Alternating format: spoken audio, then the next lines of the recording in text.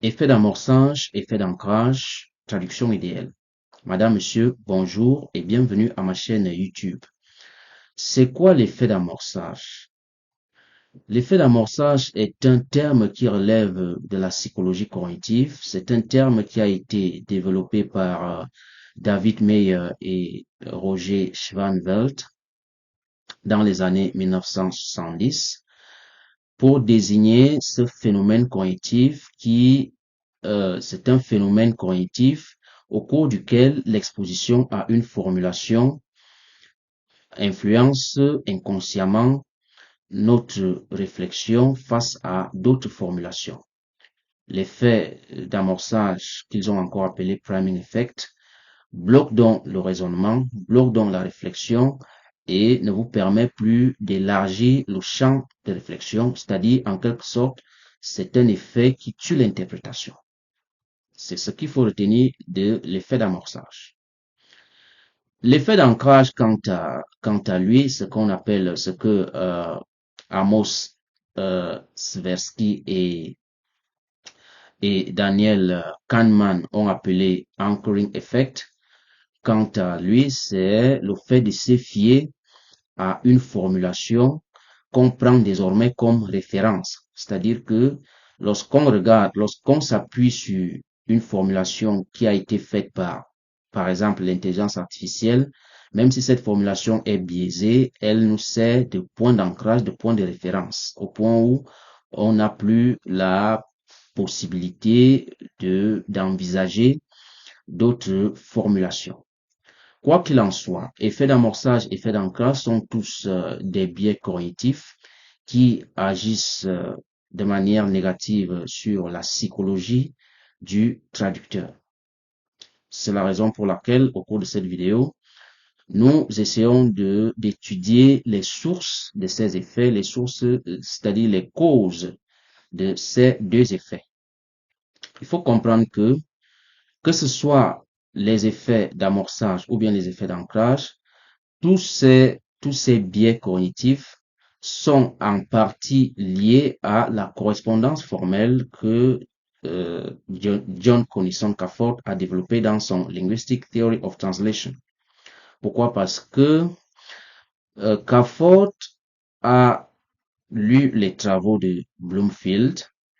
Il est vrai que Cafford s'est inspiré des travaux de Hallyday ou encore de Furth, mais Cafford a été suffisamment influencé par le distributionnalisme développé par Bloomfield dans les années 1930.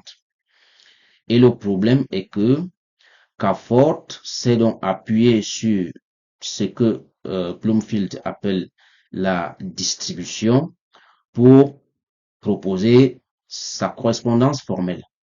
Parce que Bloomfield parle c'est-à-dire il définit le distributionnalisme comme l'étude des unités linguistiques du point de vue de leur distribution.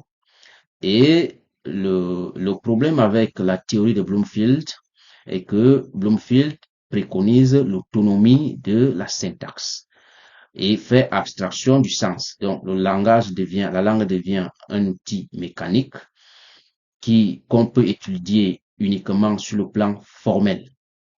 Alors, Cafford, dans une certaine mesure, s'est inspiré de cette philosophie du langage et a développé la correspondance formelle. Parce que ce qu'il faut comprendre, c'est que la correspondance distributionnelle du point de vue de Leonard Bloomfield, elle est intralinguale, c'est-à-dire lorsque Bloomfield vous parle de la substitution, c'est-à-dire la commutation qui fait partie de sa théorie, la commutation, c'est le fait de remplacer les unités linguistiques par des unités similaires qui assurent la même fonction. Ça, c'est au niveau intralingual, c'est-à-dire au sein de la même langue. C'est ce travail que Cafford, on peut dire que Cafford a fait ce travail maintenant avec des bitextes, c'est-à-dire avec l'étude contrastive, en développant la correspondance formelle. Et cette correspondance formelle-là s'appuie donc sur des textes qui sont déjà traduits, c'est-à-dire des bitextes. Donc nous dirons que les biais cognitifs d'ancrage et d'amorçage sont en partie liés existent partiellement parce que à cause de la correspondance formelle qu'a développée Cafford. Et c'est parce que certains traducteurs pensent que cette correspondance formelle est une technique de traduction. Alors que Cafford, dans ses travaux, a juste voulu démontrer que on ne peut pas parler de traduction en faisant abstraction de la linguistique générale. C'est pourquoi nous disons que Cafford, il s'est inspiré de la linguistique générale de Saussure, mais aussi du distributionnalisme de Bloomfield. Pourquoi? Parce que Cafford segmente les unités linguistiques selon la logique de Bloomfield qui veut que qu'on parte de la phrase, après la phrase, on tombe au syntagme, après le syntagme, on arrive au morphème, et après le morphème, on arrive au phonème. Et c'est ce que Cafford fait dans sa linguistique theory of translation. Ce qui fait que certains traducteurs ne comprennent pas que c'est une analyse contrastive qui n'est pas une technique de traduction. Ça, c'est d'abord un premier problème. C'est-à-dire que si nous écartons même l'intelligence artificielle, les biais cognitifs d'amorçage et d'ancrage sont en partie causés par ce phénomène-là. C'est-à-dire que les traducteurs pensent que la correspondance formelle est une technique de traduction, c'est-à-dire qu'on peut s'appuyer sur cette correspondance formelle pour traduire, alors que cela n'est pas une technique de traduction. Donc, ça, c'est la première cause des biais d'ancrage et d'amorçage. La deuxième cause, c'est que, effectivement, ces biais-là sont provoqués par l'intelligence artificielle. Pourquoi? Parce que l'intelligence artificielle ne vient pas du ciel. L'intelligence artificielle est proposée par les humains qui se sont également appuyés sur cette notion de correspondance formelle pour analyser les traductions, c'est-à-dire insérer les vitesses dans les machines. Ça fait que nous pouvons dire, grosso modo, que les biais d'ancrage, les biais d'amorçage et d'ancrage sont causés par un problème fondamental qui est celui de la correspondance formelle, c'est-à-dire de la correspondance distributionnelle. Or, il y a un problème avec la théorie de Bloomfield, le distributionnalisme de Bloomfield, j'y arrive, c'est que Bloomfield a préconisé l'autonomie de la syntaxe, ce qui n'est pas acceptable parce que dans notre logique, on ne peut pas étudier la syntaxe en faisant abstraction de la sémantique parce que l'idée commande la forme selon notre théorie. Alors, c'est ça le problème au niveau de la correspondance formelle. Par ailleurs, la question qu'on peut se poser, c'est quelles sont donc les conséquences de ces biais d'amorçage et d'ancrage dans le processus de traduction. Et évidemment, les biais d'amorçage et d'ancrage induisent la traduction lexico-sémantique, la traduction lexico-structurelle, la traduction le calque morphosyntaxique et en quelque sorte, ces biais-là imposent la forme, imposent une certaine hégémonie structurelle et font table rase de l'intention communicationnelle. C'est ça le problème, c'est ça les conséquences que ces biais entraînent au niveau de la traduction. Pourquoi? Parce que on est déjà figé, notre réflexion est limitée parce que on se fie à la sortie machine, on s'appuie sur cette sortie-là qui, en quelque sorte, occulte notre réflexion, emprisonne notre réflexion et tue même l'interprétation. Ça fait que on est exposé maintenant à la traduction lexico-sémantique, c'est-à-dire que le sens premier, parce que la même chose qui se passe avec l'intelligence artificielle, c'est la même chose, c'est-à-dire ce qui se passe avec l'intelligence artificielle, c'est la même chose qui se passe avec les humains, parce que il faut pas penser que la traduction lexico-sémantique et la traduction lexico-structurelle, ou bien le calque morphosyntaxique est uniquement généré par l'intelligence artificielle. Non, il est aussi généré par les humains qui abordent faussement la question de la traduction, parce que le fait d'être sous l'influence du texte source vous amène à, c'est déjà un amorçage, c'est déjà un ancrage.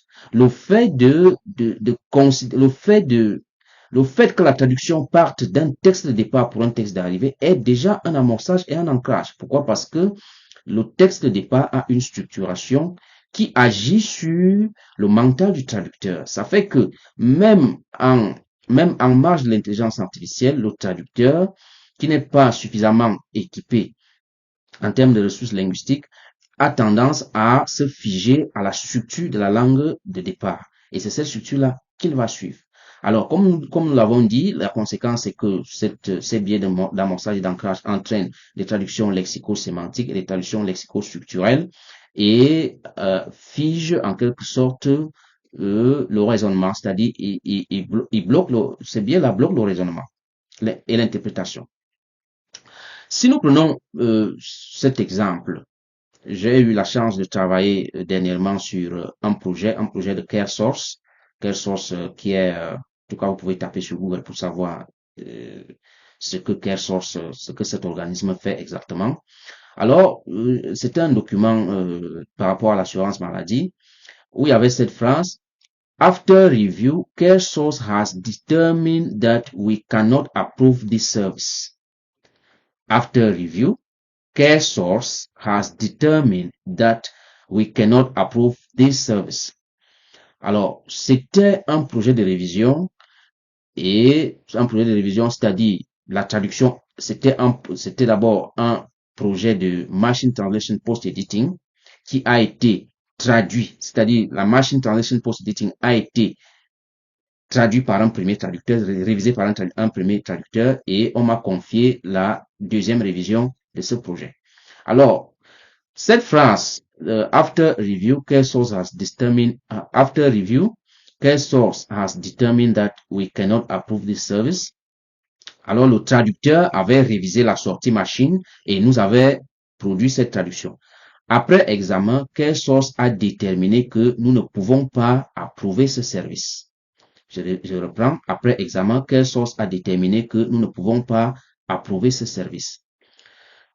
C'est un problème parce que ici, non seulement il s'agit d'une traduction lexico-sémantique, il s'agit d'une traduction lexico-structurelle, mais aussi d'un calque morpho-syntaxique. Pourquoi? Parce que le traducteur, la machine qui a traduit initialement, a procédé par décompte des mots. Et le traducteur a respecté cela. Le traducteur a été affecté par et le biais d'amorçage et le biais d'ancrage, et il s'est engagé à restituer ce que l'intelligence artificielle lui a proposé, c'est-à-dire que le décompte des mots, parce que tous les mots ont été comptés. Ça a été en fait une correspondance structurelle, une correspondance distributionnelle où chaque mot a été remplacé par son équivalent. Donc, la traduction que le traducteur avait proposée, après avoir révisé la machine Translation Post-Editing, c'était après examen, CareSource a déterminé que nous ne pouvons pas approuver ce service. Mais lorsqu'on analyse cette traduction, il y a un problème. Quand il dit CareSource a déterminé, après examen, CareSource a déterminé que nous ne pouvons pas approuver ce service, nous ne pouvons pas approuver qui? Qui parle? Est-ce que c'est le rédacteur qui parle? Est-ce que c'est CareSource qui dit qu'il ne peut pas approuver? Donc, le suivisme lexico-structurel est un danger. C'est pourquoi nous disons que la traduction, ce n'est pas une question de décompte des mots. Ce n'est pas une question de suivisme structurel. Parce qu'on a 10 mots là-bas, on doit avoir 10 mots là-bas. Non. Quand vous dites CareSource a déterminé que nous ne pouvons pas approuver, comme on a dit en anglais, CareSource a determined. Donc, c'est d'abord une traduction lexico-sémantique. C'est-à-dire, on restitue l'équivalent qui a été utilisé. On suit la même distribution et on a un calque morpho-syntaxique. Et on ne sait pas qui parle. On ne sait pas qui parle. Donc, il y a cette incohérence énonciative parce que vous ne pouvez pas avoir CareSource et puis vous avez nous. Alors, sur la base de la traduction idéale, pour cette phrase, nous avons donc proposé je reprends la phrase anglaise. After review, CareSource has determined that we cannot approve this service. La traduction structurelle qui avait été révisée par le premier traducteur, c'est après examen, CareSource a déterminé que nous ne pouvons pas approuver ce service. Et nous avons proposé la traduction idéale parce que notre traduction idéale qui s'inspire de la théorie inférentielle veut qu'on insiste sur le vouloir dire. Qu'est-ce que cette phrase veut dire?